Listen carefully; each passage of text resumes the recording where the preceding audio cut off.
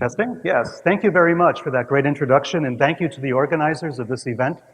We have a lot of distinguished speakers today. Of course, Richard Hoagland, as I'm sure you all know, and Richard Dolan, Timothy Good, Ed Grimsley. I feel like I'm opening for the Rolling Stones. And who remembers the first act, right? But I'll try to make this memorable for you. We're talking about the origins of the secret space program. And I'm going to introduce to you some things of which you're probably already very familiar, and yet in a different way perhaps than you're used to thinking about it. So don't be dismayed if at the beginning this does not seem relevant, because I will show you how and why it is. A seminal event for me in the secret space program began in June of 1947. No, I wasn't around in June of 1947, but historically it was a seminal event. And many of you have heard of the Maury Island affair, a very strange, bizarre incident that took place on the Pacific Northwest of the United States. Shortly after Kenneth Arnold, a pilot, gave us the term flying saucer that month, there was a UFO sighting. In this sighting, UFOs evidently crashed, rained debris down upon some civilians, killed a dog, according to the story, wounded a child, according to the story. And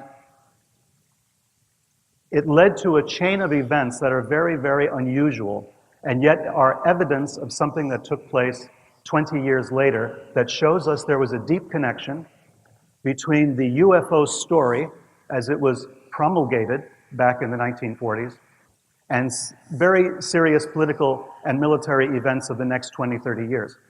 So, Maury Island affair, there's a UFO sighting shortly after Kenneth Arnold gave us the famous flying saucer story.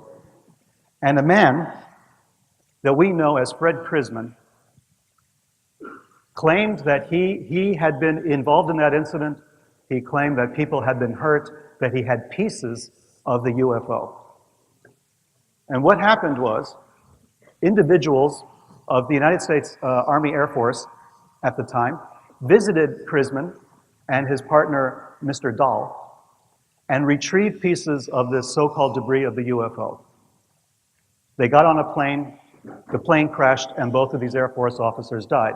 These are probably the first two victims, mortalities associated with the UFO phenomenon. The first two, there were many more since then, as any student of UFO history knows. So Fred Prisman is this strange guy, you know, a strange background. No one knows too much about him. He seems to have been some kind of confidence man, some kind of criminal, a crook, but maybe also an intelligence agent. There is evidence that there were intelligence connections to his background. He was also somebody I like to call a wandering bishop, and I'll get to that story in a minute, because this is a striking aspect of this whole field that people have not covered because they don't understand it. Fred Prisman, 1947, seminal event in UFO history. He shows up again 20 years later, being investigated by a district attorney, Jim Garrison, in New Orleans, because of his alleged role in the Kennedy assassination. We'll come back to that in a minute. One of the people investigating the Maury Island affair and all of the UFO incidents that were taking place in the Pacific Northwest in 1947, in the months before and after the famous Roswell crash, was this man, FBI Special Agent in Charge, stationed in Butte, Montana. He was in charge of a bunch of files we call the SM-X files. According to the FBI's own documentation, UFO matters were classified as SM-X, Security Matter-X. These were the original X files. This man's name is Guy Bannister. Guy Bannister is a man who will come up again in our discussion 20 years later as a suspect in the Kennedy assassination. If you saw the movie JFK by Oliver Stone, this was Guy Bannister, the actor playing Guy Bannister. Now we come to another man called Jack Martin. Jack Martin's real name is Edward Suggs. He worked as an investigator for Guy Bannister. He was another bishop. We'll get to that story in a bit. He's probably the same guy as the name that comes up in the files of the Office of Special Investigations of the military as Agent Jack S. Martin, who was investigating UFO incidents in California in 1949. In the movie JFK by Oliver Stone, Jack Lemmon plays Jack Martin. I'm showing you these photographs from the film so you get a kind of context. If you've seen the film, you know that we're talking about real people, real individuals, and their real influence. Of course, Oliver Stone does not go into the UFO aspect of this case. These photographs have never been seen before in public. You're the first people in the entire world that is actually seeing these photographs because they're photographs that were given to me personally by a man who was involved with Jack Martin. Jack Martin, the Jack Lemmon character in JFK, the man involved, they say, in the Kennedy conspiracy in New Orleans, was also, in addition to being an investigator, in addition to being possibly a man investigating UFO incidents in California, in addition to being heavily involved in the group around Lee Harvey Oswald in New Orleans in 1963, was also a bishop in a church, in a weird church, in a church that no one had ever heard of before, in a church that even Jim Garrison didn't understand. In his own documentation, in his own writings, going back to the House Select Subcommittee on Assassinations when the United States government was going through an investigation of the assassinations in the 1970s, Jim Garrison wrote a note, copies of which I have, saying, look into this church stuff because I don't understand it. Well, there's Jack Martin dressed as a priest in the 1970s after the Kennedy assassination.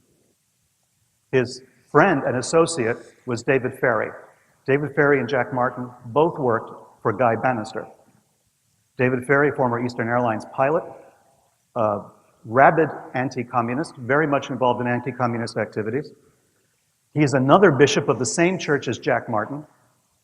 And of course, he knew Lee Harvey Oswald, as we know, in the Civil Air Patrol. In the movie, that was David Ferrie, unforgettable guy in a fake wig and fake eyebrows, talking about enigmas wrapped in mysteries, wrapped in puzzles, wrapped in all kinds of things. So this is the David Ferrie character that made famous in the film. And this is an actual photograph of David Ferrie dressed again as a priest, as Jack Martin was. We have co-conspirators in the Kennedy assassination, as we will see, ties back to the UFO and the space program, who were involved in a strange church, a church that didn't really exist except on paper. And this is the church, the American Orthodox Catholic Church. If you review the FBI files, all of the investigations that were undertaken for the Warren Commission, and later by the House Subcommittee in the 1970s, this name will keep coming up, and no one does any background check on it, no one goes any further. Members of this church included a man called Profeta, we'll get to him in a second, David Ferrie, Jack Martin, a man called Carl Stanley, who was mentioned in the FBI files, Tommy Jude Baumler, Thomas Beckham. These are all names familiar to researchers in the Kennedy assassination. They were all members of this church, most of whom were bishops in the church. The church had a lot of bishops, not many priests, and no congregations. Seriously. Just bishops, no priests, no congregations. Rarely did they have a building. This photograph was taken in the only building I ever knew that housed the American Orthodox Catholic Church in the Bronx, where I'm from. And I knew the church personally. I knew these individuals personally. I knew this guy right here. That's Profeta, the guy who created the church. I knew him. And I was a member briefly of this group because I lived practically next door. And it's a long story, and I won't get into it now. I won't bore you with it. But the other names on this list are extremely important. Ferrie, Martin, we already know, involved in the Kennedy assassination conspiracy, at least according to Jim Garrison. Tommy Jude Baumler was a lawyer in New Orleans, and his claim to fame, as we found out only about a year ago, was that he was the man who incorporated another church, this one called the Process Church of the Final Resurrection, of the Final Judgment, rather, Process Church of the Final Judgment. This was the group that was implicated, rightly or wrongly, in the Charles Manson family, in possibly the Bobby Kennedy assassination. It goes on and on. There are all these churches that swim underneath the radar that have connections to intelligence agencies, the military, and as we will see, to the space program. This was Profeta. I knew this guy personally, a Ukrainian Orthodox priest who left the Ukrainian Orthodox Church to create this church of his own, the American Orthodox Catholic Church. He was picked by Thomas Dewey as the White House chaplain. There was an election between Harry Truman and Thomas Dewey. Everyone thought Dewey would win. Dewey was the Republican, Truman was the Democrat.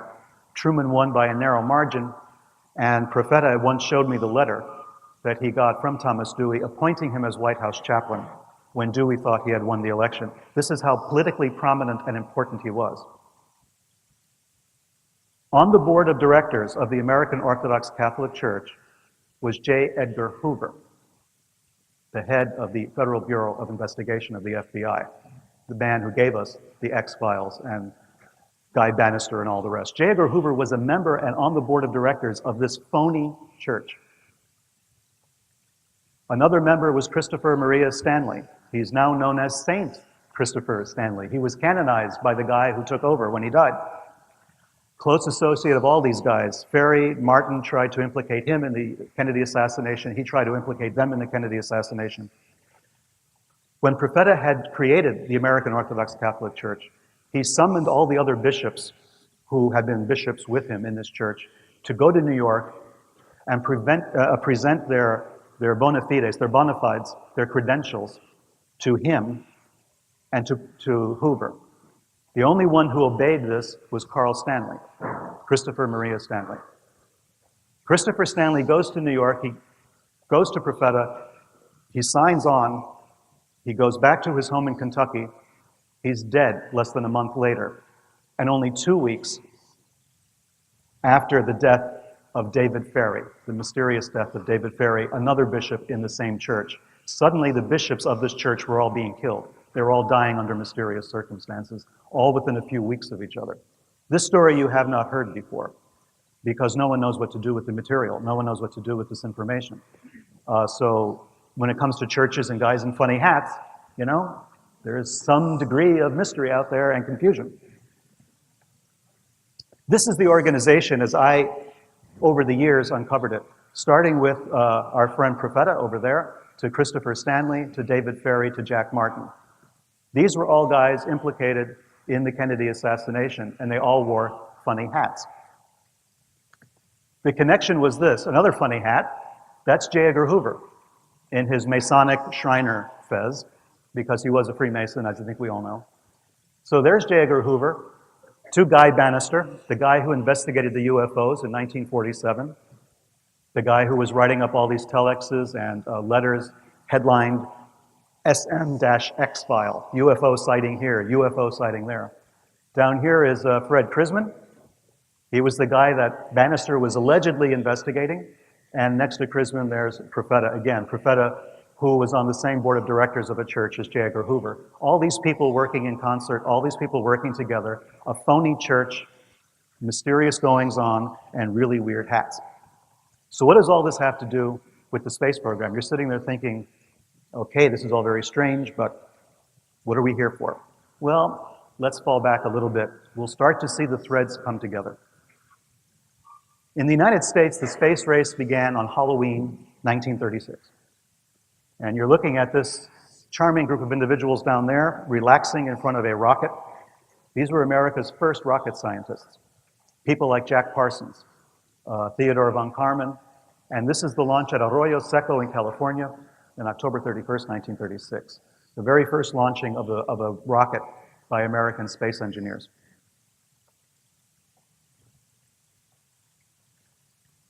Jack Parsons has a crater on the moon named after him. Jack Parsons was a co-founder of the Jet Propulsion Laboratory, JPL, at Caltech in California. When you watch the space shuttle launches or you read anything about it, you'll always come across JPL all the time. He was a co-founder of JPL. Crater on the moon named after him. Solved a lot of issues regarding solid fuel storage of rocket material. And at the same time, he was a follower of Aleister Crowley, the Aleister Crowley, the infamous magician who created his own cult, his own religion. Parsons himself, at the same time he's working on rockets, for the US military, he's also conducting rituals in the desert trying to summon angels and demons. I'm not making this stuff up, in case you're wondering. One of his co-workers, one of his partners in his ritual working, his ritual magic, was L. Ron Hubbard, the man who later went on to found Scientology. Hubbard stole Jack Parsons' money, stole Jack Parsons' girlfriend, ran to Miami and bought a boat. In later years, Hubbard would speak very fondly of Aleister Crowley, claiming he had met him. He never did. Crowley died in 1947, before Hubbard had even actually heard of him.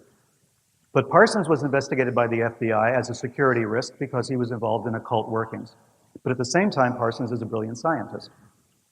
Well, just as he's getting ready to leave the United States through all the pressure of the FBI investigations, there's a mysterious explosion at his home. He dies under very mysterious circumstances. The house literally blows up with him in it. Theodor von Karman was the leader of the group that founded the Jet Propulsion Laboratory. He has a crater on the moon named after him.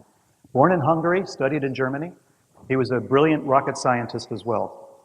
And he formed the Jet Propulsion Laboratory with a couple of other people, Frank Molina and of course Parsons, Ed Foreman, and a Chinese scientist, another brilliant man called Qian Sui-sun. Qian Sui-sun goes on to later fame in another area of rocket science and space science. So von Karman was a guy shown here, by the way, with a Nazi scientist down here. This is Qian up here, and this is von Karman. This scientist, von Karman had known before in Germany and was instrumental in getting him to come to the United States to work on the space program with him. Qian was the man they sent to debrief Wernher von Braun. Wernher von Braun, of course, was the Nazi scientist that was brought to the United States under something called paperclip. Wernher von Braun we'll get into in more detail just in a few minutes.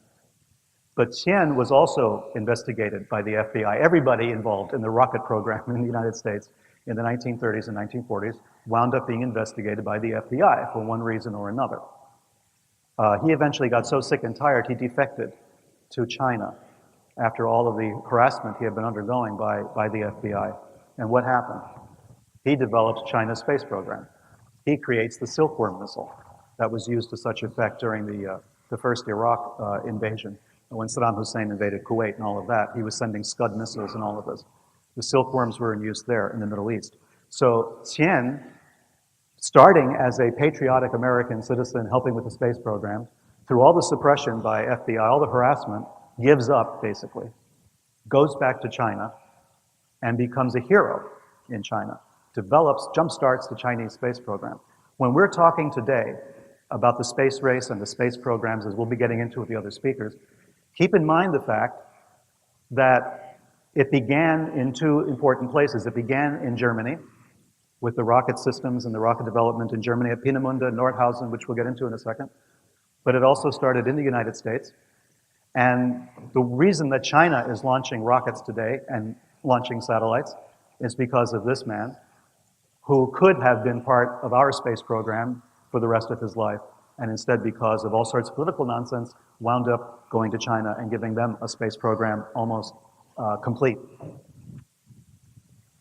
At the same time in Germany, in the same year, almost the same month, 1936, we have Fritz Goslau of the Argus company. He begins work on remote-controlled aircraft. And a few years later, December of 1942, we have the first launch, successful launch of the V1. If you've been following History Channel stuff about World War II and the Blitz and all of that, you'll know about the V1s and the devastating effect that they had. This is a picture of the V1 at the time, and this is another one. Later termed the world's first cruise missile. These were launched from aircraft. The V1 would drop from a plane and then go on its way. Aimed at London, of course, and later, as we know, at Antwerp. Devastating weapon, resulting in almost 23,000 civilian deaths at the time. But at the same time, back in 1941, we have the first jet-assisted takeoff launch in California by the von Karman group. Jack Parsons is here. We have Jack Parsons right here watching the takeoff of the first jet-assisted takeoff plane, a jet-powered plane. So here we have the rocket scientist who's also an occultist and a follower of Aleister Crowley and a member of all kinds of other occult organizations involved in these important events of the rocket program. In 1944, of course, we have the V2. The Germans launched the V2. Actually, more people were killed making the V2 than were killed by the V2 because of slave labor in Germany and because of the concentration camp labor that was brought to Nordhausen and later to Mittelbau-Dora concentration camps and the factories attached to Buchenwald. More people were actually killed making these V2s than were actually killed in suffering under them. So the Nazi rocket program, as we know it, started at Peenemünde, was later relocated, and the person in charge of this was General Walter Dornberger, and his assistant was Wernher von Braun.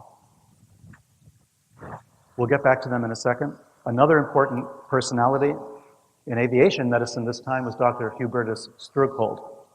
He's a man in charge of all sorts of horrendous experiments on living persons in the camps, and yet is considered the father of aviation medicine. He was brought to the United States. He was given his own institute at Randolph Air Force Base in Texas, and they had a building named after him until the local Daughters of the American Revolution decided that having a building named after this guy was probably not the best message to send to our next generations of young people studying medicine, so they took the name off. People were aware that Strughold was basically a monster. We've all heard of Operation Paperclip, I think. Started as Operation Crossbow, Operation Overcast. The British were trying to get the scientists, Russians were trying to get Nazi scientists, and the Americans had their own program, which they then later renamed as Paperclip. It wasn't just the men, the scientists they were bringing over, it was also their documentation. It was also as much machinery as they could possibly get. We are talking about hundreds of railroad cars, freight cars filled with documents and equipment and machinery. Not talking even about the hundreds at first, and then thousands of Nazi scientists that were brought to the United States. Here's a photograph of the team at Fort Bliss, Texas, Paperclip members. That's a hell of a lot of Nazi scientists, and not a single funny hat among them, I will point out. One thing that's important to remember about the space program in the United States, until 1957, it was not a civilian program. For the first 10 years, or 15 years of its existence, it was a military program. There was no NASA. The National Aeronautics and Space Administration had not been created yet. So all of these people worked for the military. The rocket program was a military program, and you have to remember that's the origins of the space program, was with the Army, which later became the Army Air Force, which later became NASA. I mean, the space program went under NASA. These were supposed to be our Nazis, right? We were sold a bill of goods. I mean, the United States was told us, oh, these people are not really Nazis. They were Germans, they were scientists, they were helping out, they were working for us, you know, they really weren't believers. Yeah, right.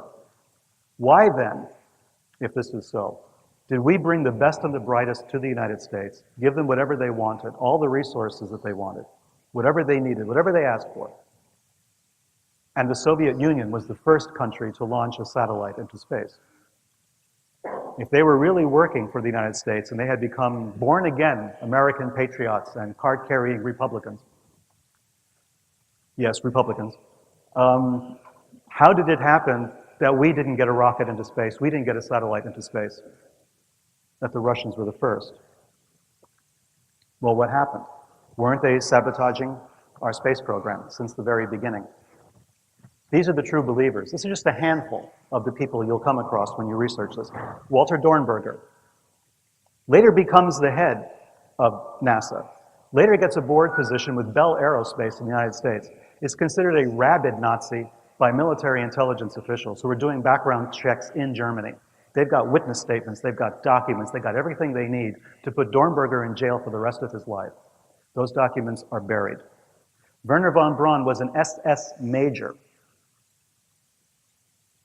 There are photographs of Wernher von Braun in an SS uniform.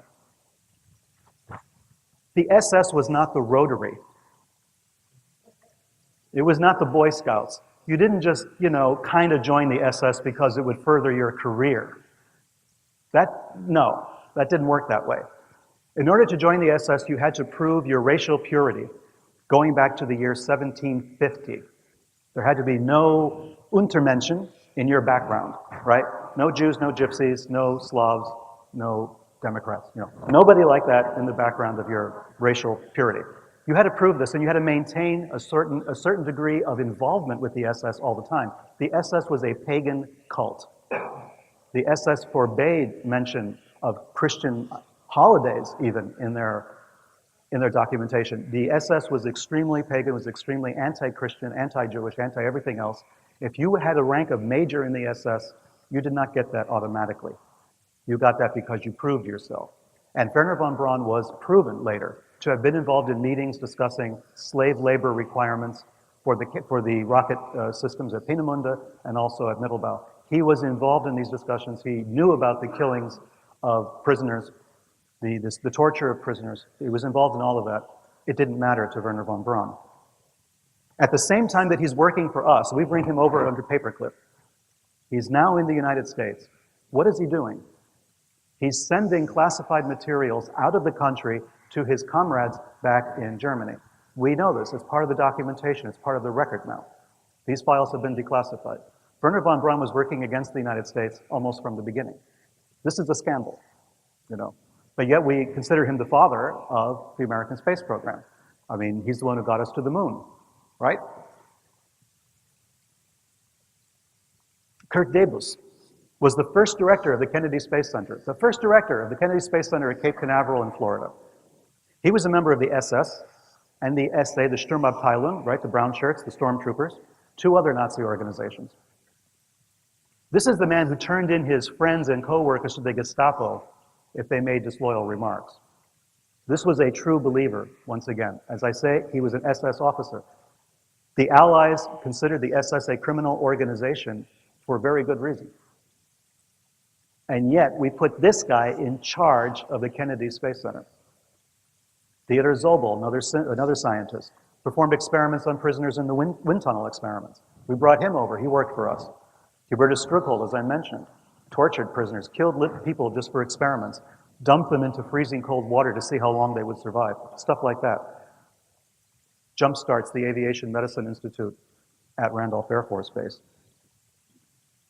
George Rickey, very famous Nazi, murdered prisoners personally murdered them at the Mittelbau-Dora site, right, is given positions with American corporations in the United States. Emil Salmon worked as an engineer at Wright-Patterson, as you can see. He torched a synagogue. Heinz Gesicke, a rocket engineer. His family in the United States during the war was spying for the Nazis. He was fine, he was okay, denazified. Otto Ambros, we've all heard of Otto Ambros probably, executive at IG Farben. This is the guy involved in administering the experiments in Zyklon B, the gas that was used in the death camps. He gets a job with W.R. Grace and Company. Leonard Alberts gets a job with the Bechtel Corporation. All big American corporations, all very important members of the military-industrial complex. His co-workers hated him, that he was just too Nazi even for them, and some of them were Nazis. Didn't hurt him at all. They moved him from position to position, but they kept him on. In May 29, 1947, to give you an idea of how badly the Nazi paperclip scientists were sabotaging the American space program, the United States attacked Mexico with a missile. A missile, this one, the Hermes missile, based on the V-2 design, was launched by German scientists at White Sands Proving Ground in New Mexico. It went up, and then it took a right. And it wound up in Juarez, Mexico, just outside of a heavy populated area. Hit the ground, blew a crater 50 meters across. We actually bombed Mexico with a missile in 1947. The Mexican government was not amused.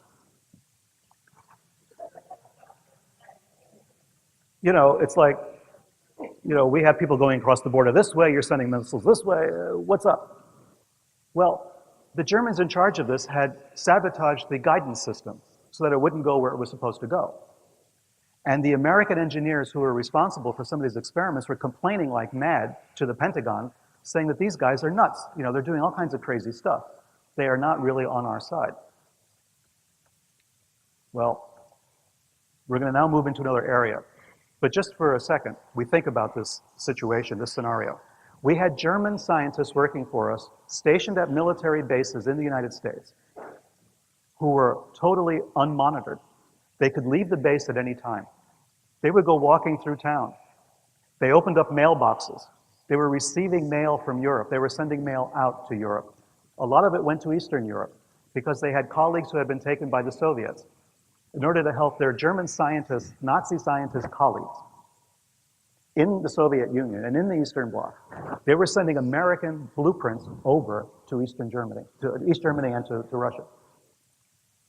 At the same time, they're working in the United States. These records have since been declassified, not all of them. I mean, God forbid we should declassify records that are 60 years old from World War II, right? You know, you're wondering right now, is there a secret space program? Well, there was a secret space program in the 1940s, for sure. There was a secret space program in the 1950s. We didn't know what was going on. As an American growing up with the threat constantly of the atomic bomb, and you know, the Russians were going to bomb us and we're all going to die, and I had to hide my head under a desk because that would save me. Growing up with this, we thought that Werner von Braun was a good German. He was not a Nazi, he was on our side. Later, only in the last few years, have we been able to find out that these guys had never been really on our side. They were true believers in their cause. The Nazi Party was not just a political party.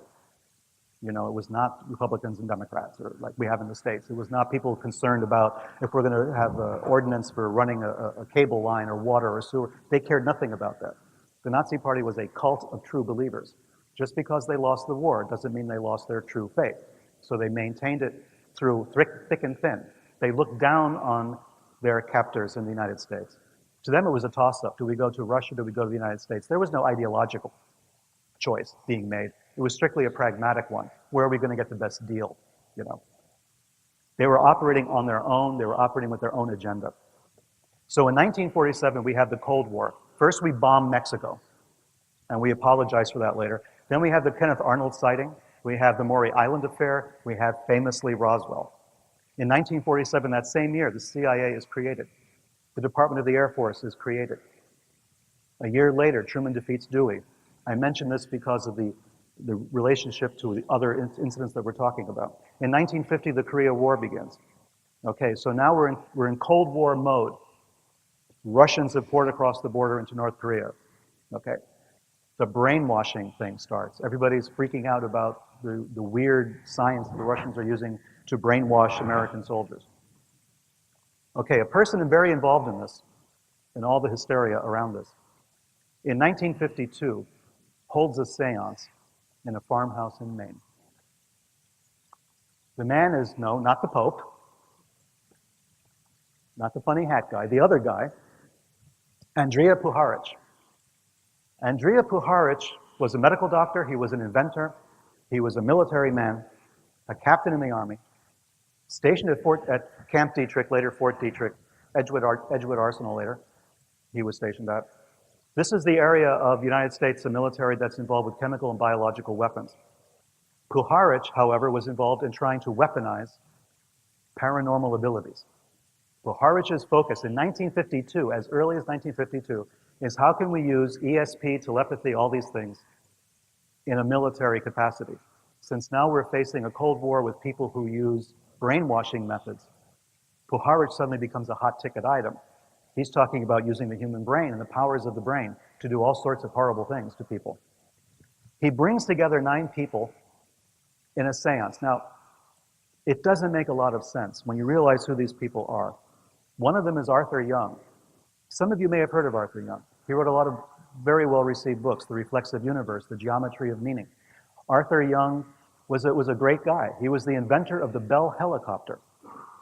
He sold his rights and all of that. He left military engineering, military development at the end of World War II in order to pursue full-time his interest in the paranormal.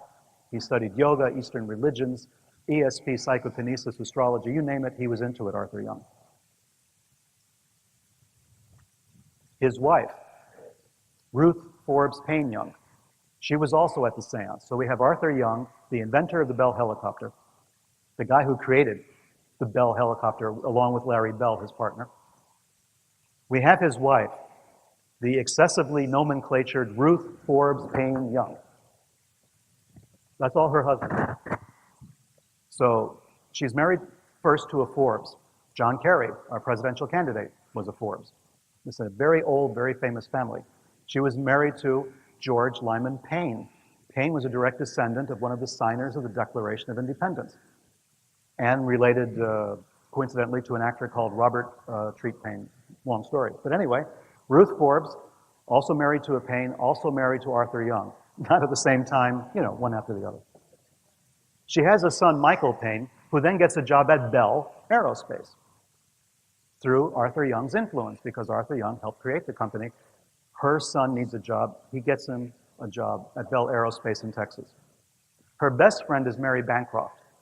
Mary Bancroft was the longtime mistress of Allen Dulles. Allen Dulles, as you know, was a famous head of the CIA, the one that Jack Kennedy fired over the Bay of Pigs when he told Dulles he was going to split the CIA into 1,000,000 pieces. Allen Dulles was the one who was fired by Kennedy and who later wound up on the Warren Commission investigating Kennedy's death, very conveniently. So these are two people, two of the nine. So Michael Payne's boss, right? The boss of Michael Payne, Arthur Young's son-in-law, is none other than General Walter Dornberger. And he's shown here. That's Dornberger over here, and that's Himmler over here. And they all got hats. So these are all guys. So Michael Payne has these direct connections right back to paperclip, back to the space program. Michael Payne's wife is also named Ruth. She's Ruth Payne. Ruth Payne is a Quaker. She likes folk dancing, walks on the beach, candlelit dinners, and the Russian language. Allegedly, she's studying Russian. That's Ruth Payne. That's Michael and Ruth in Irving, Texas. That's Ruth Payne again. She's sitting way over on the left. Here is a woman called Marguerite Oswald. Here is Marina Oswald. The picture was taken on November 22nd, 1963, the day that Kennedy was assassinated. That evening, they're photographed in Ruth Payne's living room in Irving, Texas.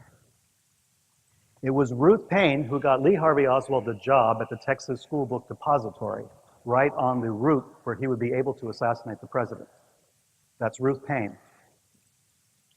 Ruth Payne had visited Arthur Young and her mother-in-law, Ruth Forbes Payne Young, in Philadelphia in September of 1963. She had Marina Oswald, this Russian defector, the wife of Lee Harvey Oswald, and her children living with her in her house. What was she talking about to Arthur Young, I wonder? Did she ever mention the fact that, hey, I got this Russian defector and his wife living with me in Irving, Texas, Lee Oswald? Maybe you heard of him. He was a Marine. He defected to the Soviet Union, wanting to become a Russian citizen. He redefected back to the United States. He did all of this, and the guy's still only 24 years old. That's pretty good for a 24-year-old. A Marine, somebody involved in the Atsugi Air Base, in radar technicians, a guy who spoke Russian fluently enough that his Russian-born wife thought he was Russian.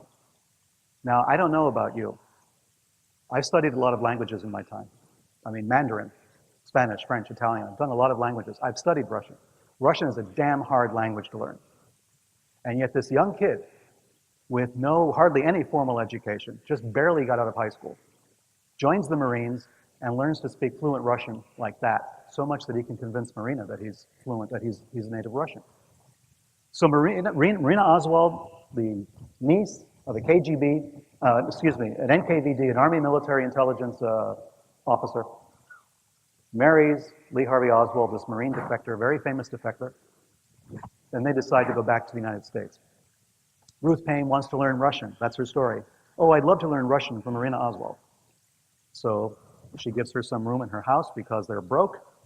And then Lee goes to Texas, and, well, the rest is history. So here's the nine. Here's the connection of these 9 people. I didn't mention all the people of the 9. We'll get to that, but they're mostly DuPonts, Astors, Forbes, etc. These are the wealthiest families in the United States at the time, blue blood Americans with long pedigrees going back to the Mayflower or to the Declaration of Independence in some cases. representatives of these families were at this bizarre seance. And during this seance, in Maine, they were contacted, according to all the published documentation. I'm not making this stuff up, and I'm not speculating. Puharich himself published this documentation, saying that aliens, a group of 9, contacted the group of 9 who were at this seance and said, we are 9, you are 9, we're giving you the mission, to help transform life on the planet. And what was their first major contribution was, having to do with the assassination of President Kennedy. So this 9, to me, is very strange. We have to ask ourselves a lot of questions. Did that somehow promote, evolution on this planet, or did that do just the opposite? So there's Arthur Young. There's his daughter-in-law, Ruth Paine, Lee Harvey Oswald to Kennedy. The connections are very tight. And another member of the 9, of course, was an Astor, as I mentioned, Ava Alice Muriel Astor. So all American aristocracy.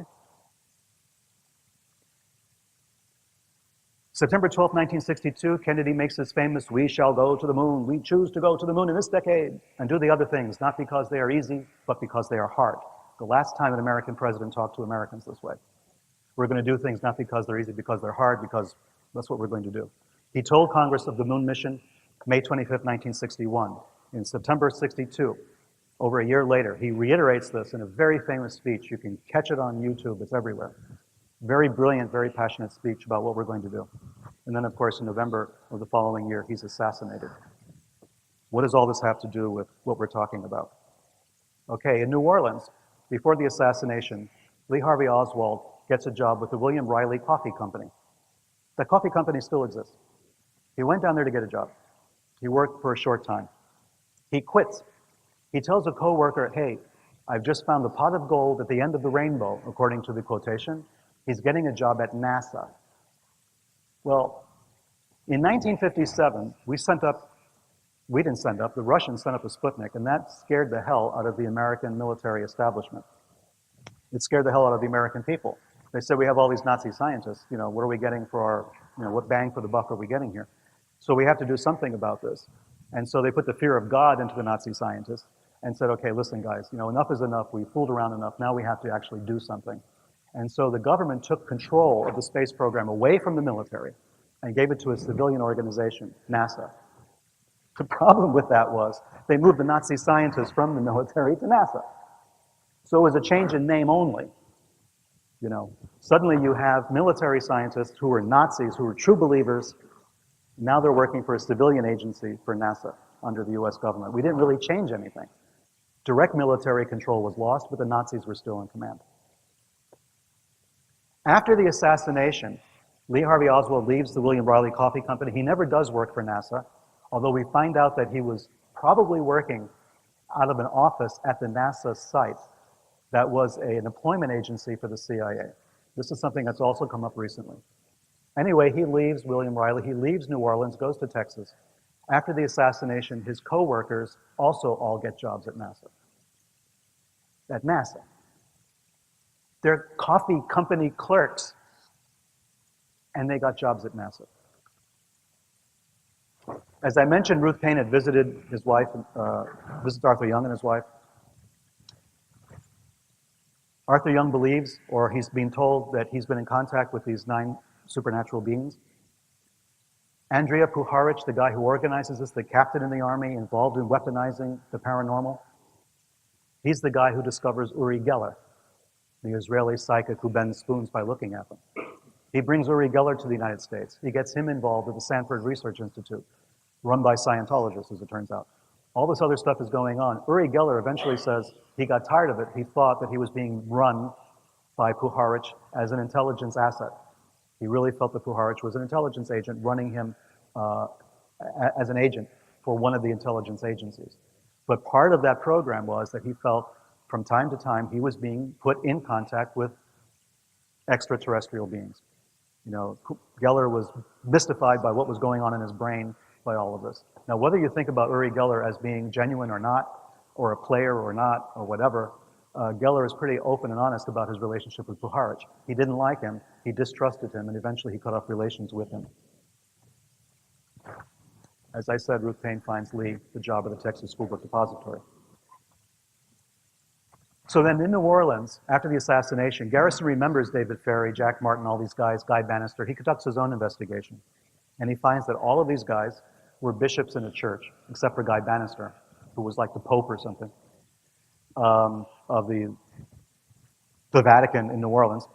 And then Guy Bannister and Fred Krisman were the guys who jump-started the UFO thing in 1947 after Kenneth Arnold. So he calls in Fred Krisman. Guy Bannister is dead. He died in 1964, again, mysteriously. So Fred Krisman then is called in. He's interrogated. Nothing much comes of that. So what was the secret space program, from my point of view, from the 1940s? We bring in Nazi scientists to the United States. In 1947, we have the famous Roswell incident. The Roswell debris, we know, is taken to Wright Air Force Base, eventually Wright-Patterson Air Force Base, Wright Field at the time, which is the same place where we bring Walter Dornberger, Wernher von Braun, and everybody else preliminarily. We bring them all together. All these guys are together in 1947 in one place. At the same time, we have all these UFO sightings. We have Nazi scientists in the space program. We're afraid the Russians have the bomb. As it turns out, a lot of people had the bomb in those days. We have a group of wealthy Americans, all involved in the militarization of the paranormal. And they make this contact with this extraterrestrial group called the Nine. I wrote a book called Sinister Forces. The very first volume is called The Nine. And it focuses on this strange bit of connections. We have this family, this group of families having a seance in 1952 in Maine, talking to aliens in a spaceship hovering over the Earth, they say. And then later we find tendrils leading out from that seance directly to the Kennedy assassination, among other things. But the Kennedy assassination being the most important and the most obvious one. If you follow the Kennedy assassination, you may know of a guy called George de Mohrenschildt. He was a Russian CIA contract agent who eventually helped in some way Lee Harvey Oswald and Marina. He was involved with them. He commits suicide before he has to give an interview about all of this. In his book, his notebook, his address book when he was, after he was found dead, was the phone number of a man who was also involved with the Nine. I mean, Lee Harvey Oswald was surrounded by so many bishops and so many members of the Nine, the poor guy had no chance, you know. I mean, he was basically surrounded by people who all felt they had some sort of mysterious mission, and Lee Harvey Oswald was the guy in the middle. Oswald himself didn't have much of a connection this way. Connection to military intelligence, probably. That fluency in Russian, which should tip you off right away in those days. But the rest of the connections to the Nine, to the assassinations before and since, are incredible. They're astonishing.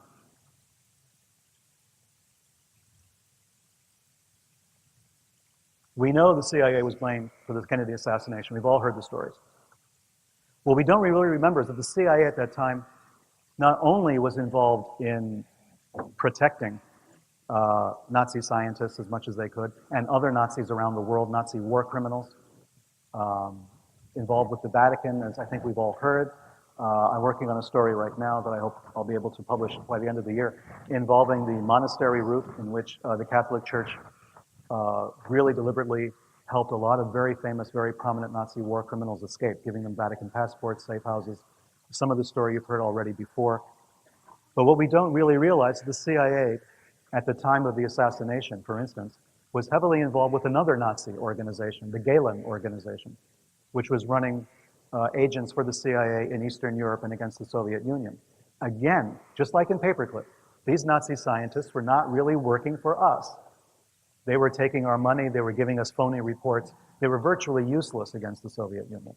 As it turns out, years later, as we find out, when all the chips are in, when all the information is there, we find out they've been sabotaging us as well. Allen Dulles was protecting Nazi war criminals since before the war ended. We know that in transcripts of speeches and talks that he had with famous Nazi leaders going back to 1944 and 1945. And the fascinating thing about Allen Dulles, bringing all of these pieces of these disparate things together, was that he was Mary Bancroft's mistress. Okay, Mary Bancroft was the friend of Ruth Forbes Paine Young. During the Warren Commission interviews with witnesses, and you can read this in the Warren Commission transcripts, Look for Ruth Paine. Read her. She appeared twice before the commission, talking about what she was doing in the days and weeks and months leading up to the assassination, how she knew Lee and Marina Oswald, all of these questions. Alan Dulles is part of that committee. He's sitting in. At the point where Ruth Paine starts to talk about her trip to Philadelphia to meet Arthur Young 2 months before the assassination, 3 months before the assassination, Alan Dulles cuts her off and changes the subject. He does not allow her to finish the story. Read the transcript for yourself, you'll see it. It's blatant. Alan Dulles, who's been quiet the entire time, suddenly jumps in, like a defense attorney, and then suddenly says, oh no, we're not going to, let's talk about this instead. As she's about to say who she met, who she was dealing with, Alan Dulles changes the subject, changes the story. Her information about Arthur Young never makes it into the record, and she hasn't talked about it since. What was going on? Alan Dulles knew Mary Bancroft. Mary Bancroft was Ruth Forbes Paine's, Young's best friend. There was a very deep connection there. Alan Dulles knew ahead of time, he had to, about Lee Oswald, Ruth Paine, Marina Oswald, and all of this. And he was desperate to cover up that part and make sure it never made it into the record of the Warren Commission. So we have a lot of wild stuff going on, including the fact that Ruth Paine's husband, Michael Paine, was working for Bell Aerospace. So what do we have? We have a Garrison investigation alleging there was a conspiracy in the Kennedy assassination. The problem with Garrison trying to prove all of this is that he had a cast of characters nobody would believe, right? He had Clay Shaw, who was an unbelievable character on his own, the man that he was trying for the assassination. But he also had all these other characters. He had all these bishops, He didn't know what to do with these bishops. He couldn't understand that the bishops were a front for an intelligence operation. He suspected it, but he didn't know where to go with it. Paranormal researchers, UFO personalities like Guy Bannister, like Fred Krisman, and of course employees of NASA. All of these people can be tied back to Paperclip, can be tied back to the Nazi space program, the people that we brought over. This was all part of the problem. This was all part of what happened. Secrets were kept. There are still classified documents on the Kennedy assassination. We know that thousands of documents have yet to be declassified. Thousands of documents on World War II. Thousands of documents on the Admiral Byrd expedition to Antarctica, right? We've classified so much in the United States alone. Now think of your own countries. I did a lot of work in Latin America. People who know that I was in Chile in 1979 researching the Nazi influence down there and trying to find out information about Nazi technology that had been smuggled to South America. Under military dictatorships in Latin America, of course, there was no information. Secrecy was the order of the day. Documents were classified, shredded, burned. Things went on for 20, 30 years in Latin America, we'll never know. And yet, many of our Nazis wound up there, in Argentina, in Chile, in Bolivia, Uruguay, Brazil, Colombia, Ecuador, Peru, everywhere. There were Nazis in hiding, all of these places. They were scientists, they were SS officers, they brought technology, they brought money, vast sums of money under Otto Skorzeny. All of this was being brought and developed into programs. Perón used to brag about his own space program, developing a new jet system, a new, faster than speed of light kind of thing that he was talking about and bragging about, because he knew he had Nazi scientists there working for him. The author Joseph Farrell, very good researcher, has written about the Bell, has written about alternative sources of energy that were being developed by Nazi scientists in South America, in Bariloche, very close to where I was detained in Chile, on the other side of that border. So there's a lot of secrecy yet. We know history, only the declassified portions of history. The world that we know is based upon what we've been told. We can read books about history and feel that we know what's going on. But I can tell you, the history of the last 100 years is largely still classified. We live in a kind of dream world, thinking that we know what actually happened. Right now, there's information that the Japanese had detonated an atomic device in August of 1945 off the coast of Korea. And there are Japanese intelligence officers who come forward with this story and who are insisting that it took place. If that's true, we have to rewrite the end of World War II, right? Then we have to go back and say, wait a minute, what really happened? If we talk about paperclip, the way I was taught in school in the 1950s and 60s was that the Nazis were, these were good Germans. Werner von Braun was never a Nazi. Dornberger was never a Nazi. All these guys were on our side. As it turns out, it wasn't true. As it turns out, they were sabotaging us every step of the way. Our space program was the result of Nazis trying to stonewall us and to prevent us from getting there, until eventually, after Sputnik, they were told, you better do it or get out. So that's what happened. We sold our soul in the United States, and not just the United States, believe me, other countries as well, including the Soviet Union. We sold our soul for this technology. We dealt with some of the worst war criminals in history. Not just even the Holocaust, but the idea that they had slave labor that they worked to death and replaced with other slave laborers. And these people who employed these slave laborers deliberately, who were involved in every step of that process, including the killing of these laborers also, were the people that we brought over for the space program. Our space program has its origins in people, on the one hand, like Jack Parsons, who once wrote that he was the Antichrist. He was a brilliant man, but he believed he was the Antichrist and was ushering in a new age of witchcraft, according to him. And he was a follower of Crowley and member of the Ordo Templi Orientis and all of this, a very brilliant guy, but a very strange guy, on the one hand, and we had the Nazis on the other.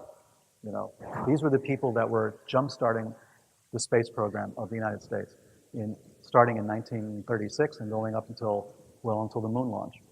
So we have to go back and relook at this history and ask ourselves why. Why was it so necessary? Why was the space program militarily necessary? Why did they work for the Army? Why did they sabotage the process as much as they could? Why did the Army allow Nazi scientists to wander off the base and do whatever they wanted to do, communicate with whomever they wanted to? Fort Bliss, Texas is on the border of Texas and Mexico.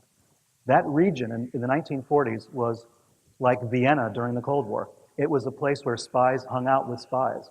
It was rife with all sorts of intelligence activity. All sorts of things were going on in that border area, all the way from the California-Mexico border all the way through Texas, all the way to Brownsville.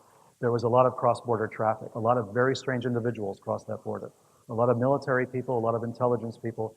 The Nazis were still running spies after the end of the war because they were protecting Nazi assets.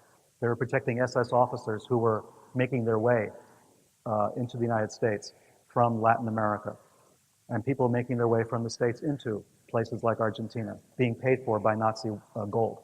So we have to reevaluate the history of the world since 1945.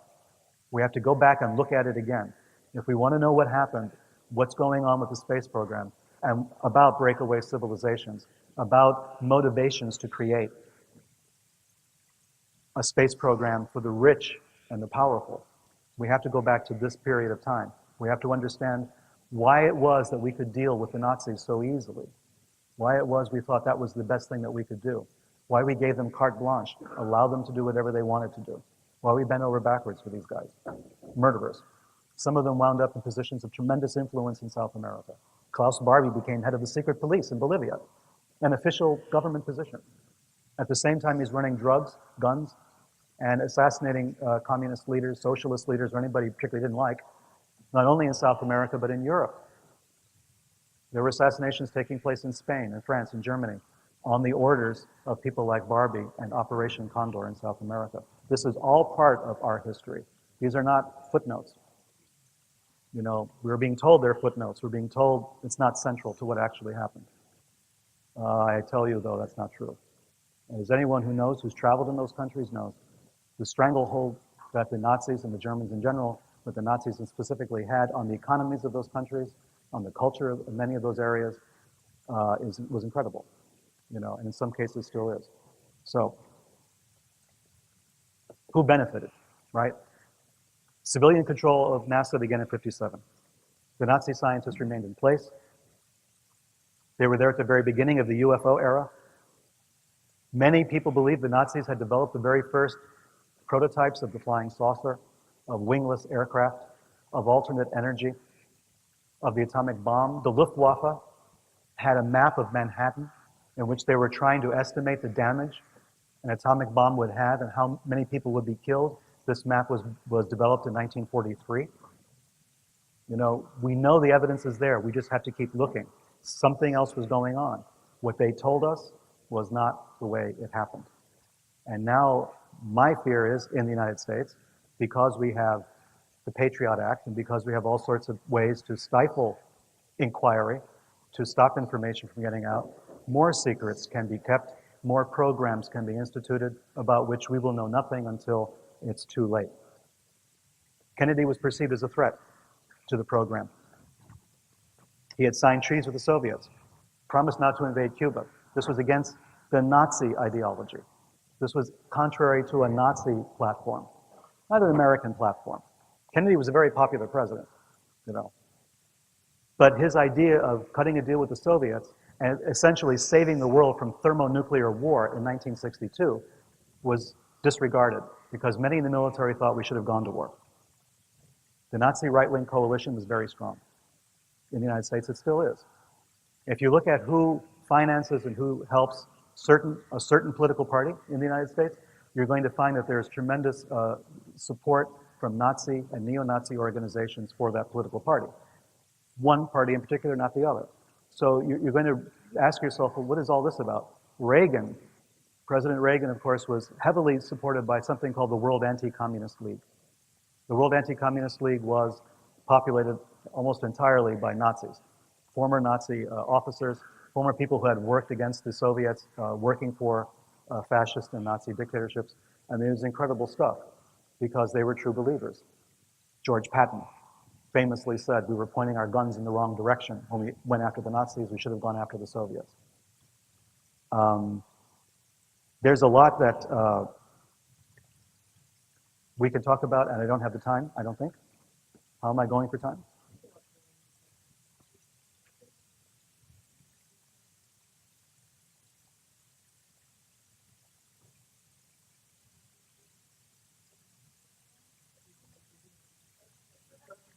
I'll just keep talking until you tell me to stop. Okay.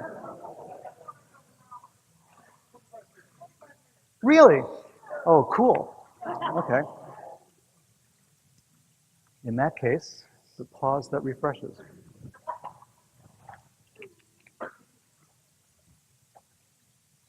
Here's the question I want to ask.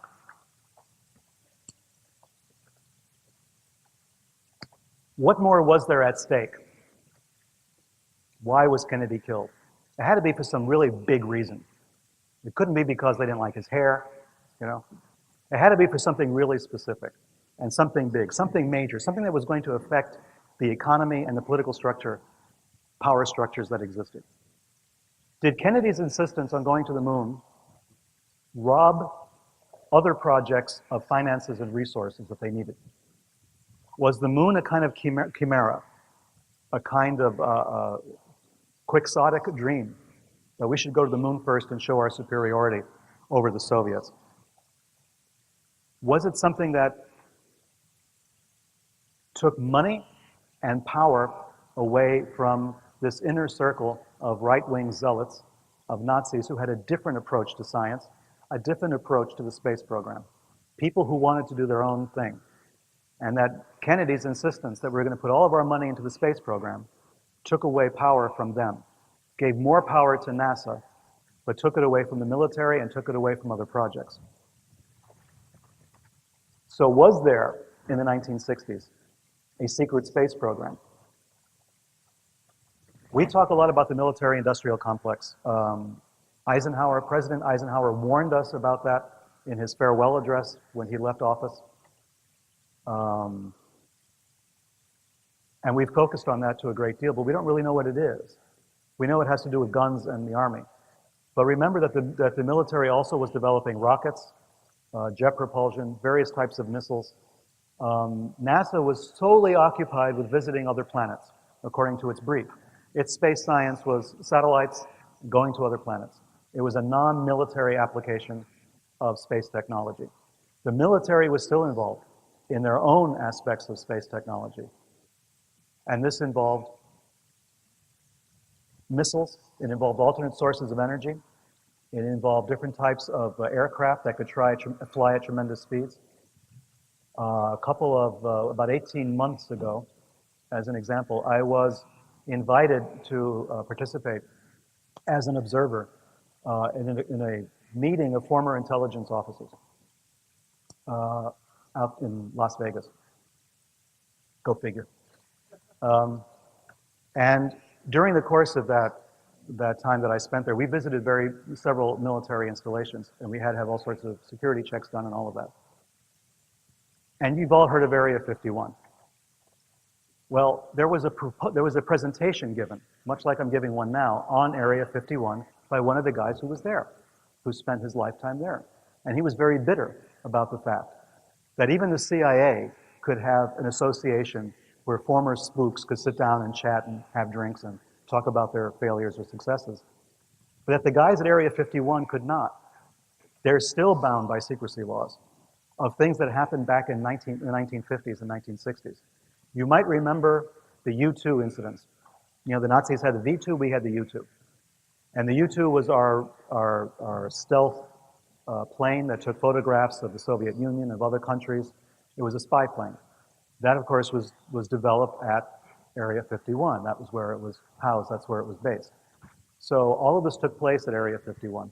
And Area 51, according to popular understanding, was a military installation, a military base. That's not exactly true. It was an intelligence operation. It had nothing really to do directly with the military. It was an indirect relationship that was had at Area 51. So you had the development of the U-2. People, of course, always say they were back engineering, reverse engineering spacecraft or UFOs and that sort of thing there. This guy would not talk about that, of course. He poo-pooed the idea. But his presentation began with a picture of an alien and the theme song from the X-Files, right? So he starts his presentation this way, and of course everybody laughs politely or nervously. And then he goes on to give his talk about Area 51, and thank you. He says I have until 3 o'clock. Sorry. Don't worry. Oh, I've got a lot more presentations in here. Believe me, we could do this all night.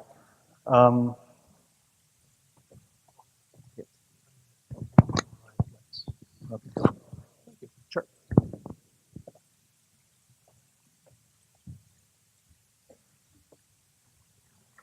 So he went into a lot of detail about what happened up there and how we lost more of our CIA agents in a single accident involving Area 51 than we ever lost in the field.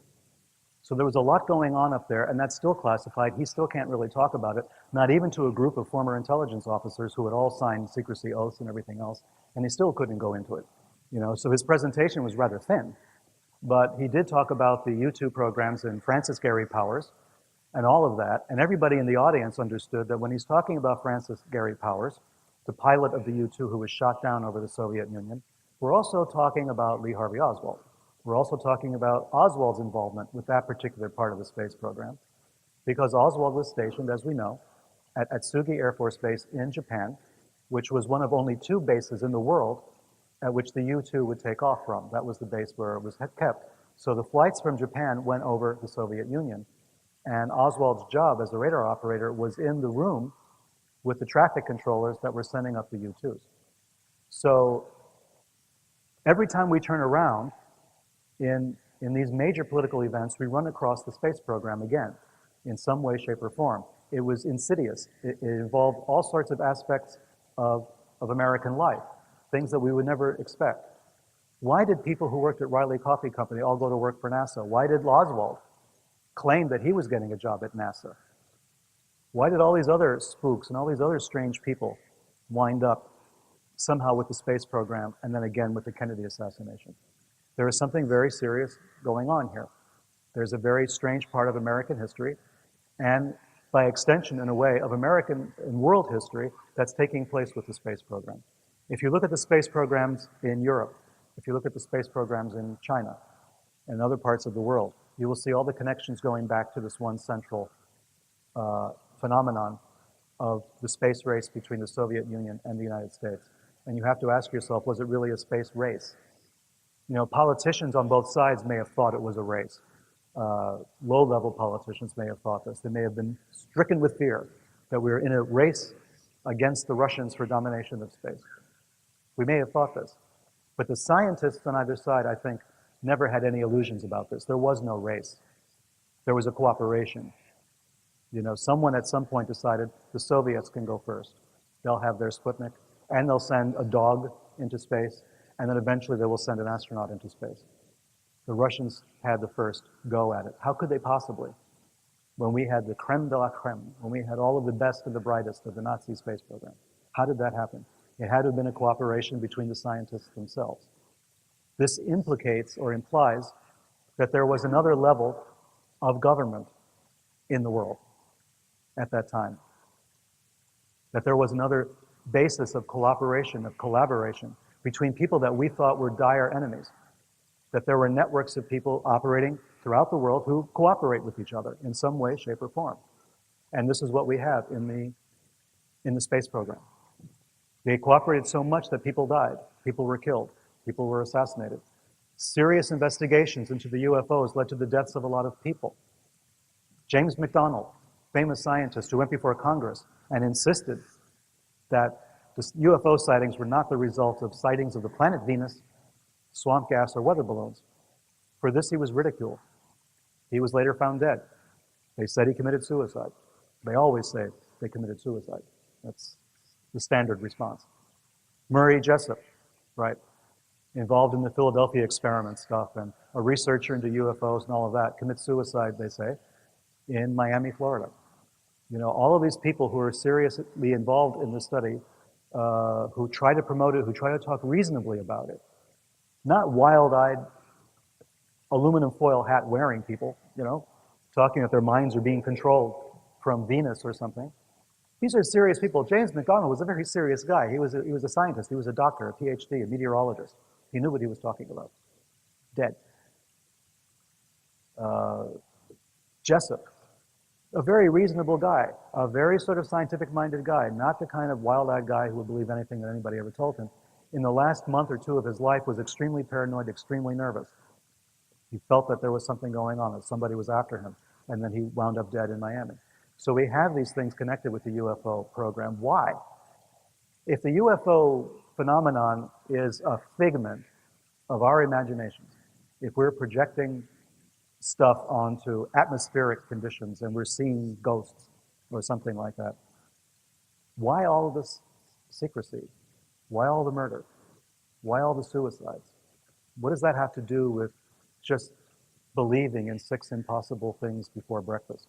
There's something very serious, something that points to people who are willing to spill blood in the furtherance of a goal or an objective. And the best example we have of that in the last 100 years has been, of course, the Nazis and the SS. People who thought that to kill huge numbers of people was justified for a kind of spiritual reason. The Nazis believed very seriously. This was not propaganda. They believed very seriously in the idea that in the blood is the spirit. They believed that your race carried a spiritual component and that those of inferior races, quote unquote, were inferior spiritually, so it was okay to kill them. In fact, it was necessary to kill them to purify the rest of the planet, to purify the race. This was something they believed very sincerely. And they looked to American scientists who came up with this idea in something called eugenics and the race science program. So, when you have people who believe that the ends justify the means, when you have people who believe that murder is acceptable, even on a huge scale, because of the responsibility they have to jumpstart evolution, the next stage of it, and then they lose a war, do you really think they're going to go away? Do you really think they're going to say, shucks, lost the war, I guess we're all going to become Democrats?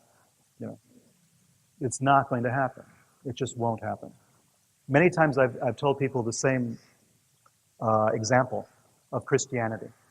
Christianity began and lived underground, in cemeteries, in catacombs, meeting secretly at night for over 300 years before it was accepted in the Roman Empire.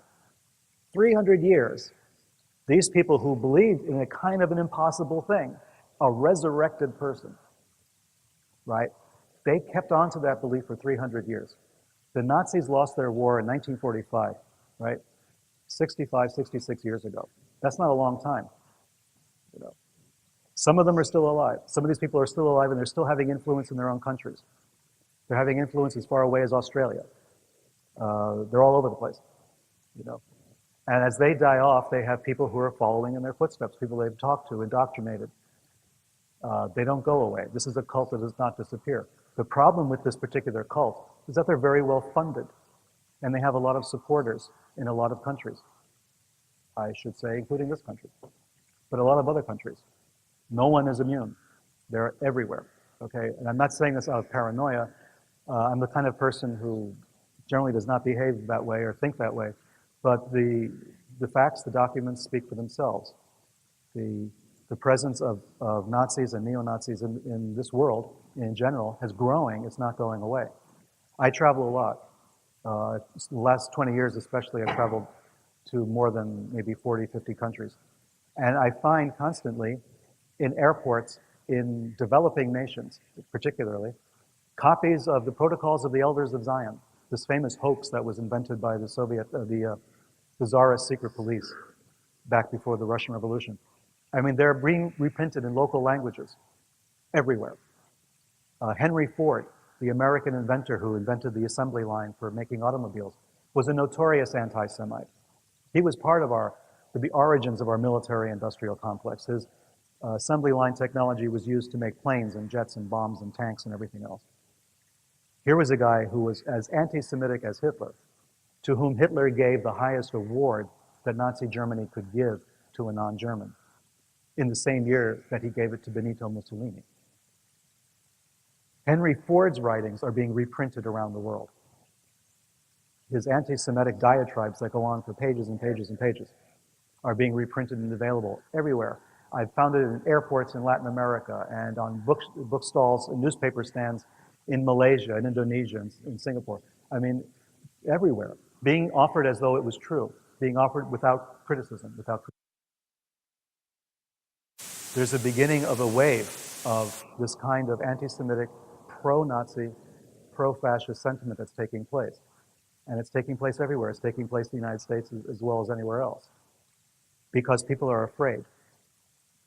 It's the fear that we've inherited. I talked briefly about Charles Manson. I made a passing reference to him. Charles Manson was brilliant in a sense. He said, "Get the fear." That was his famous slogan. Get the fear. Become afraid. Marry the fear. Become wedded to it. This way it cannot control you. Understand the fear. You know, feel it in your bones, and then you can get past it. The idea was to fear completely, and then not to fear anything anymore. Manson famously feared nothing. I mean, at the same time, he was a great manipulator. Fear is used to control. It's used to control us in the 1950s as I was growing up in the Cold War. We believed at any moment we were going to be bombed by the Russians or the Chinese. I don't know how the Chinese were going to do it, but we were told the Chinese were going to do it. The Russians, of course, were going to bomb us at any moment. We were living with this every day. We heard the air raid sirens every week. They kept testing the air raid sirens, so we would always hear an air raid siren. At that time, I lived in Chicago, and the sirens would go off. You know, they kept testing them every week. At any moment, you know, we would hear these things on the wrong day, and we knew the day had come. We would be bombed. This fear made it possible for the military-industrial complex to grow. And then, you know, things kind of quieted down. The Soviet Union fell. The Cold War was, quote unquote, over. Nothing else to fear anymore. Of course, that would mean tremendous loss of revenue for the companies that had been based on fear. So we needed something else, right? We needed another enemy. So Saddam Hussein came along. He was very, very convenient for us. So Saddam Hussein was a new enemy, a new scapegoat. You know, new people to hate, new people to fight against, new people to raise an army against. So everybody was happy again back in the state of Connecticut, which is virtually run by the defense establishment. Everybody got their jobs back. And then, of course, famously, we had 9/11. Now, a lot of people will ask, do you believe that 9/11 was created by a conspiracy? I always tell people it doesn't matter. Look at what happened. Look at how 9/11 was used. That's what's important, really important. Because 9/11 was used the way, to go back to the 1930s, the way Hitler used the Reichstag fire. There was a fire Definitely there was a fire. It took place at the German parliament. No doubt about it. What was in doubt was who started the fire. Hitler said they were communists. He said, there's a communist conspiracy in this country. It's going to destroy us. You have to give me all of the authority. You have to surrender your liberties, and I'll keep you safe. We know what happened. In 9/11, the same thing happened. We were told, oh, we have Islamic terrorists, they're everywhere, they're going to kill us. In order to be safe, you have to give me, the President of the United States, total power. We have to be able to spy on you. We're going to suspend habeas corpus. We're going to do all these things because we need to keep you safe. Well, what's the point then? You know, what's the point of surrendering who you are and your identity for safety? You can only do that if you feel really, really afraid. It only works if there's fear. If there's no fear, in your right mind, you would never make that trade-off. Never. It would never occur to you to do that. It's only fear that makes it possible. So, as Manson said, get the fear, you know. Fear is this great motivator of people, and fear is used to keep us from looking at what may have really happened, what may have really transpired. So, when we talk about a secret space program, as I've said before, why wouldn't there be a secret space program? Why wouldn't there be? We have a lot of people here. We're afraid of certain things, and the people with power are afraid of something else. The people with power are afraid this planet may become uninhabitable soon. They're afraid there may be wars over water. There may be wars over clean air. Whether or not you believe in global warming, whether or not you believe it was created by humans or not the issue. The people in charge, they won't tell you this, but they do believe in global warming. They do believe that the planet is gradually becoming less and less inhabitable. So there would be a secret space program. There would be a program to get as many of their people off planet as possible. Why not? Why wouldn't there be? That's a pretty good investment, I think, of time, resources, money, technology, whatever. We know that individual entrepreneurs are developing their own space shuttles, charging a few $1 million for a seat. That should tell you something, what it's going to cost us to get off this planet, if we had to, for any particular reason. You know, so are there people willing to say, we're building our own rocket ships, like in a Ray Bradbury story, you know? We're going to have our own rocket ships, we're going to leave, you know, and all you guys are going to have to stay behind and deal with whatever it is that, whatever mess we've created. So yes, these secrets will exist. They have to. I mean, the people in charge are not stupid. You know, we may think they're stupid. We laugh at our politicians in every country. But they're not all that stupid.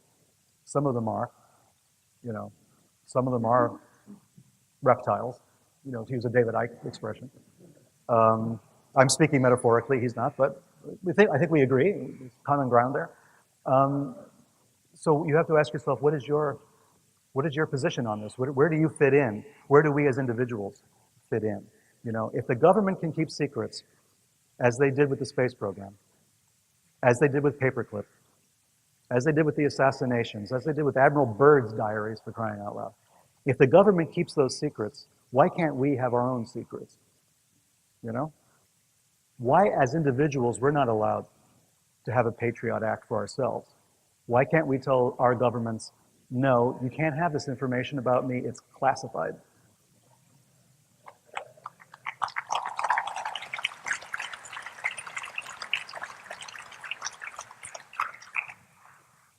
A friend of mine, a guy called Norman Mailer, years ago during Watergate, came up with the idea that the people should have their own CIA. This was his concept. He said there should be a people's CIA, you know, to go out, to work against the other CIA. We should be collecting our own information. Well, things like WikiLeaks have made this possible, right? The internet has made this possible. We have the information available to us. We can start digging. People do come out of the woodwork. They do start spilling their guts, you know. There are people who are close to what's going on, who have a little piece of information, and they're willing to share it. And these people, when you put these pieces together, you can start to see what's really going on. That's a good thing. But also we have to have a way to protect our own information. This is the thing that governments will never agree to. They will say, wait a minute, you know, we're keeping secrets. We have our classification systems. We have documents. We have things that you're not supposed to know because you can't handle the truth, as Jack Nicholson said. You can't handle it. But yet they give to themselves the right to know everything they possibly can about you. How does that happen? How does that work? So I think Norman Mailer was right. What you need is a way to collect information to defend yourselves against the collection of information against you. And there has to be a way to do this. And in the secret space programs that we're talking about, we'll continue to talk about today, you're going to hear about a lot of secrecy. You're going to hear about a lot of suggestions for new types of technology that have been going on. We know that technologies exist, for instance, that would give us free energy or close to free energy. And they've been in existence for a long time. We can't get access to that, because of government policies, because of secrecy, because of classified documents, because of the opposition by corporations. So our lives are on the line, because of these policies that are taken, these positions that are taken.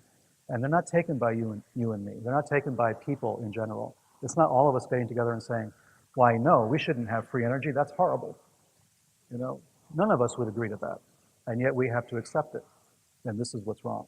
This is the kind of mentality that helped to support the space program back in the 1940s and 50s when we brought Nazi scientists over. We were not allowed to object. People did.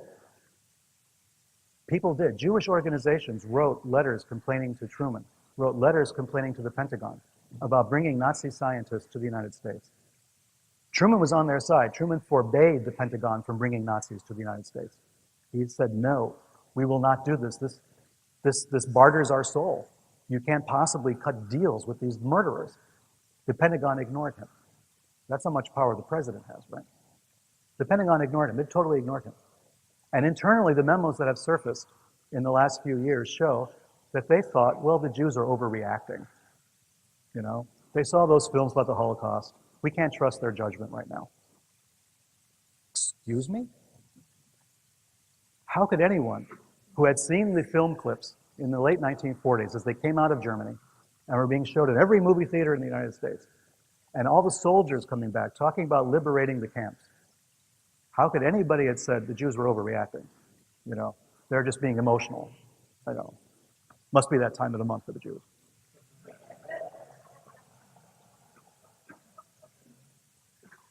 But that's what the reaction was. And it's chilling to read this in the documents that have been declassified. Go online and find them. They're there. You can read this for yourself. It is astonishing. Read a book by Linda Hunt called Secret Agenda. Great book. Okay? She goes into a lot of detail. She reproduces these documents. It was very difficult to get a copy of this book in the United States after it was published. When I was researching Sinister Forces, and I was looking for a copy of Secret Agenda by Linda Hunt, I had to get a copy in French because there were no copies at all in the United States at that time. You could not get a used copy. You could not get a new copy. There was nothing. Luckily, I can read French. Otherwise, what's the point? But I did manage to get the book in French. Now you can get it, you can download it, but you can't get it in print.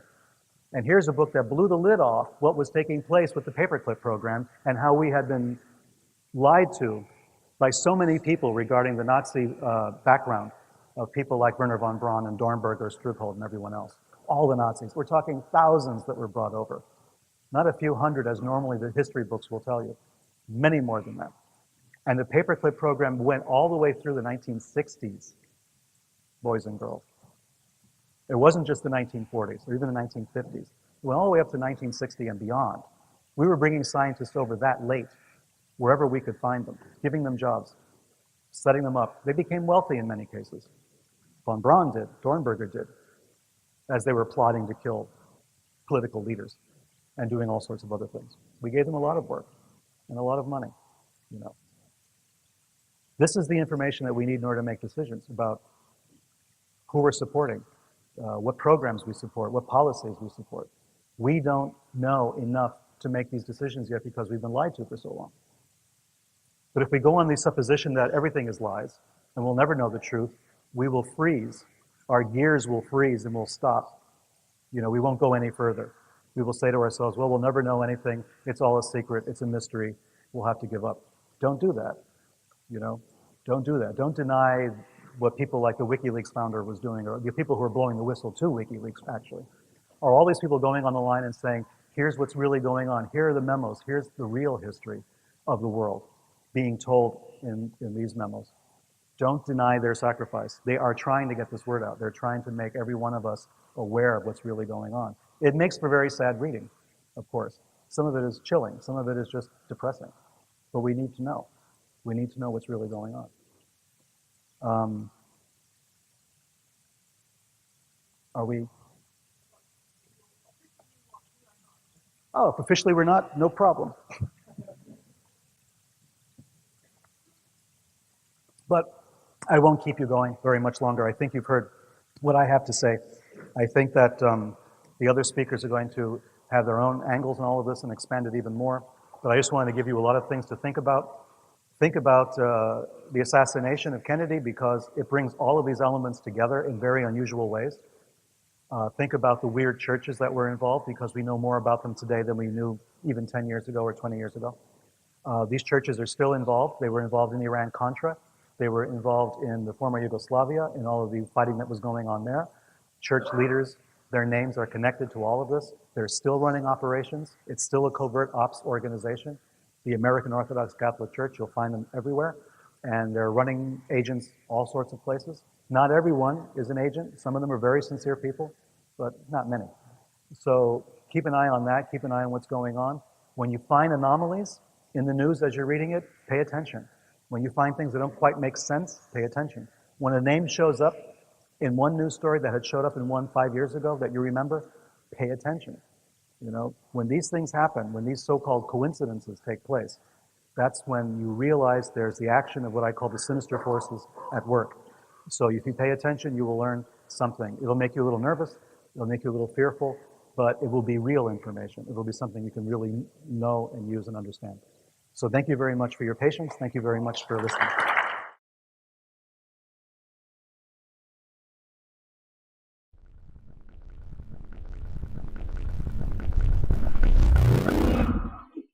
Finally, if we are to win the battle that is now going on around the world between freedom and tyranny, the dramatic achievements in space which occurred in recent weeks should have made clear to us all, as did the Sputnik in 1957, the impact of this adventure on the minds of men everywhere who are attempting to make a determination of which road they should take.